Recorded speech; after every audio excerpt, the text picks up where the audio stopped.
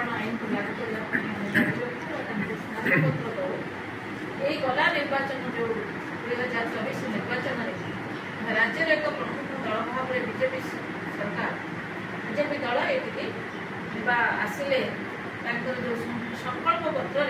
निशा निवारण करने स्थानिक दल से लिखिले 2025 रु 29 भितर सी ओडिशा को निशामुक्त संपूर्ण निशामुक्त करने पदक्षेप नेबे से गोटे गुरुत्वपूर्ण कथा कहते संविधान directive principles of state policy रे जो धारा 47 आर्टिकल 47 रही लागू कर ओडिशा को निशामुक्त कर किंतु आम वर्षक पर्यंत ता भर राज्य 100% कर्मचारी नायक से मुख्यमंत्री भेटी अधिकारी भेटी प्रतिश्रुति बाबद मन पकई